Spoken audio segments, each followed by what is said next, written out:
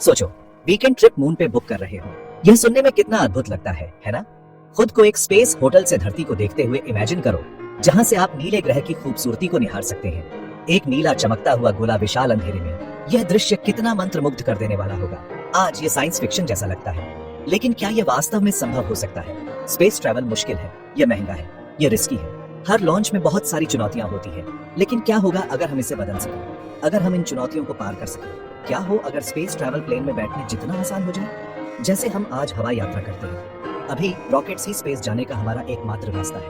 वे महंगे और इनएफिशिएंट हैं। हर लॉन्च में बहुत सारा पैसा और संसाधन लगता है। वे लिमिट करते हैं कि कितने लोग स्पेस जा सकते हैं। केवल कुछ ही लोग इस अद्भुत अनुभव का हिस्सा बन पाते हैं। लेकिन नई टेक्नोलॉजीज उभर रही है। ये टेक्नोलॉजीज हमारे स्पेस ट्रैवल के तरीके को बदल सकती है। ये टेक्नोलॉजीज स्पेस ट्रैवल में क्रांति ला सकती है। वे इसे सस्ता, सुरक्षित और अधिक सुलभ बना सकती है। स्पेस एलिवेटर्स को इमेजिन करो, जो कार्गो और लोगों को ऑर्बिट में ले जा रहे हैं। यह एक नया युग होगा। न्यूक्लियर फ्यूजन से चलने वाले स्पेसक्राफ्ट को इमेजिन करो, जो दूर के ग्रहों तक बहुत तेजी से पहुंच रहे हैं। यह हमारी सीमाओं को और आगे बढ़ा सकता है। ये एडवांसमेंट हमारे सोचने से ज्यादा करीब है। हम इस भविष्य को साकार करने के बहुत करीब हैं। लगन और इनोवेशन के साथ हम स्पेस ट्रैवल को हवाई यात्रा जितना आम बना सकते हैं। ये केवल समय की बात है। एक ऐसे भविष्य की कल्पना करो जहां दूसरे ग्रहों पर जाना अब एक सपना नहीं बल्कि हकीकत हो। यह हमारे लिए एक नई शुरुआत होगी। स्पेस ट्रैवल की सबसे बड़ी हर्डल्स में से एक है पृथ्वी के गुरुत्वाकर्षण से बचना। इसमें बहुत ज्यादा ईंधन लगता है। यह ईंधन भारी और महंगा होता है। रॉकेट को पृथ्वी की सतह से अंतरिक्ष में ले जाने के लिए बहुत अधिक ऊर्जा की आवश्यकता होती है, और यह ऊर्जा ईंधन के रूप में आती है। यह ईंधन भारी और महंगा होता है। इसके अलावा ईंधन की मात्रा जितनी अधिक होगी, रॉकेट का वजन भी उतना ही बढ़ेगा, जिससे और भी अधिक ईंधन की आवश्यकता होगी। यहीं पर स्पेस एलिवेटर्स आते हैं। यह एक क्रांतिकारी विचार है जो अंतरिक्ष यात्रा को पूरी तरह से बदल सकता है। पृथ्वी की सतह से ऑन ऑर्बिट में एक स्टेशन तक फैले एक केबल की कल्पना करो। यह केबल एक विशाल लिफ्ट की तरह काम करेगा, लोगों और कार्गो को अंतरिक्ष में ले जाएगा। महंगे रॉकेट्स नहीं, यह केवल एक विशाल लिफ्ट की तरह काम करेगा, लोगों और कार्गो को अंतरिक्ष में ले जाएगा। महंगे रॉकेट्स की आवश्यकता नहीं होगी, जिससे अंतरिक्ष यात्रा सस्ती और अधिक सुलभ हो जाएगी। आगे हमें अंतरिक्ष में विशाल दूरियों की यात्रा करने की जरूरत है। वर्तमान रॉकेट टेक्नोलॉजी बहुत धीमी है और हमें सौर मंडल के बाहर की यात्रा करने के लिए नई तकनीकों की आवश्यकता है। अभी के रॉकेट टेक्नोलॉजी बहुत धीमी है। हमें ऐसी तकनीक की आवश्यकता है जो हमें तेजी से और अधिक कुशलता से अंतरिक्ष में ले जा सके। न्यूक्लियर फ्यूजन, तारों का ऊर्जा स्रोत इसका जवाब हो सकता है। यह एक ऐसी प्रक्रिया है जो बहुत अधिक ऊर्जा उत्पन्न कर सकती है।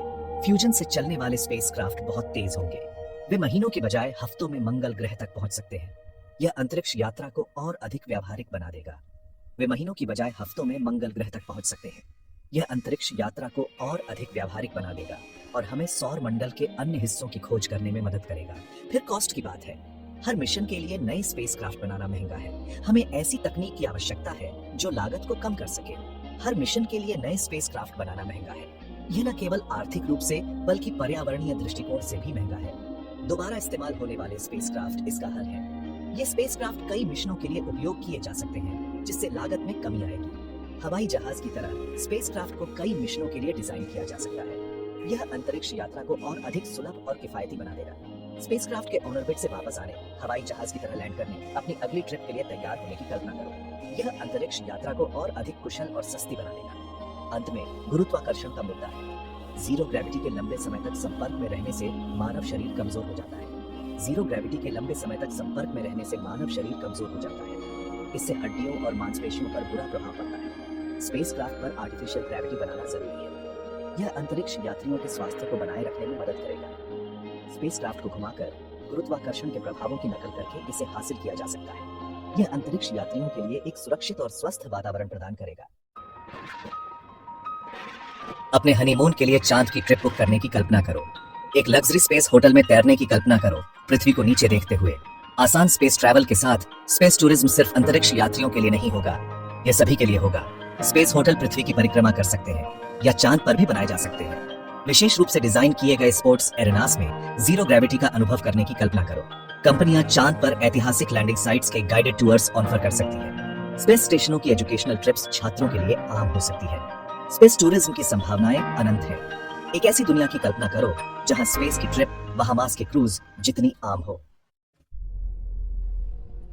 आसान स्पेस ट्रैवल सिर्फ टूरिज्म के बारे में नहीं होगा, ये पूरी तरह से नए उद्योगों को खोलेगा। एस्टेरॉयड माइनिंग ऐसा ही एक उद्योग है। एस्टेरॉयड मूल्यवान खनिजों से भरपूर होते हैं। इन खनिजों का खनन किया जा सकता है और पृथ्वी पर वापस लाया जा सकता है। स्पेस मैन्युफैक्चरिंग भी फल फूल सकती है। स्पेस की अनोखी स्थितियों जैसे जीरो ग्रेविटी का उपयोग उन उत्पादों के निर्माण के लिए किया जा सकता है जिन्हें पृथ्वी पर बनाना असंभव है।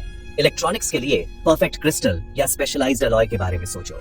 स्पेसक्राफ्ट निर्माण, रखरखाव और नेविगेशन की जरूरत अनगिनत नौकरियां पैदा करेगी। हमें space engineers, pilot, traffic controllers और बहुत कुछ की जरूरत होगी। स्पेस बेस्ड इंडस्ट्रीज वैश्विक अर्थव्यवस्था को नया रूप देंगी।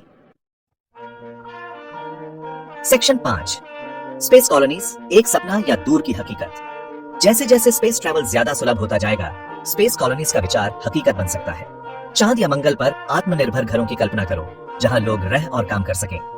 ये कॉलोनीज पृथ्वी की अधिक जनसंख्या की समस्या को दूर करने में मदद कर सकती है। वे हमारे ग्रह पर किसी आपदा की स्थिति में मानवता के लिए एक सुरक्षा कवच के रूप में भी काम कर सकती है। इन कॉलोनीज में जीवन अलग होगा। हमें अलग अलग गुरुत्वाकर्षण के अनुकूल होना होगा, नियंत्रित वातावरण में भोजन उगाना होगा और खुद को विकिरण से बचाना होगा। स्पेस कॉलोनीज ही बनाना एक बहुत बड़ा काम होगा, लेकिन संभावित इनाम बहुत बड़े हैं। यह मानव प्रतिभा और हमारे ग्रह से परे एक्सप्लोर करने के हमारे जुनून का प्रमाण होगा। सेक्शन 6, अंतिम सीमा में चुनौतियां। आसान स्पेस ट्रैवल कई चुनौतियां भी पेश करता है। जैसे जैसे हम अंतरिक्ष में अधिक समय बिताते हैं, हमें नई समस्याओं का सामना करना पड़ता है। सबसे बड़ी चुनौतियों में से एक स्पेस ट्रैफिक कंट्रोल है। अंतरिक्ष में बढ़ती गतिविधियों के साथ यह सुनिश्चित करना महत्वपूर्ण है कि सभी स्पेसक्राफ्ट सुरक्षित रूप से संचालित हों। ज्यादा स्पेसक्राफ्ट के संचालन के साथ हमें ट्रैफिक को मैनेज करने और टकराव को रोकने के लिए एक सिस्टम की जरूरत है। यह सिस्टम न केवल टकराव को रोकता है, बल्कि मिशनों की सफलता भी सुनिश्चित करता है। कल्पना करो कि अगर कोई टक्कर हो जाए तो क्या होगा। यह न केवल मिशन को खतरे में डालता है, बल्कि अंतरिक्ष में और अधिक मलबा भी पैदा करता है। फिर स्पेस के कचरे का मुद्दा है। यह मलबा अंतरिक्ष में सुरक्षित यात्रा के लिए एक बड़ा खतरा है। पुराने सैटेलाइट, रॉकेट के पुर्जे और अन्य मलबा पृथ्वी की परिक्रमा करते हैं। यह मलबा न केवल वर्तमान मिशनों के लिए खतरा है, बल्कि भविष्य के मिशनों के लिए भी। यह मलबा स्पेसक्राफ्ट के लिए खतरा है। हमें इसे ट्रैक करने और हटाने के तरीके खोजने होंगे। यात्रा के लिए स्पेस को सुरक्षित रखने के लिए हमें इस मलबे को ट्रैक करने और हटाने के तरीके खोजने होंगे। यह एक निरंतर प्रयास है जो अंतरिक्ष में हमारी उपस्थिति को सुरक्षित बनाएगा। पर्यावरण संबंधी चिंताएं सबसे जरूरी है। अंतरिक्ष में हमारी गतिविधियों का पृथ्वी के पर्यावरण पर भी प्रभाव पड़ता है। स्पेसक्राफ्ट लॉन्च और स्पेस टूरिज्म वातावरण को प्रदूषित कर सकते हैं। हमें यह सुनिश्चित करना चाहिए कि हम अपने ग्रह की रक्षा करें। पर्यावरण पर हमारे प्रभाव को कम करने के लिए हमें स्थायी तकनीकें विकसित करनी चाहिए। यह न केवल पृथ्वी के लिए, बल्कि अंतरिक्ष में हमारे भविष्य के लिए भी महत्वपूर्ण है। सेक्शन 7, स्पेस एक्सप्लोरेशन की नैतिकता। आसान स्पेस ट्रैवल नैतिक प्रश्न भी उठाता है। स्पेस के संसाधनों का मालिक कौन है?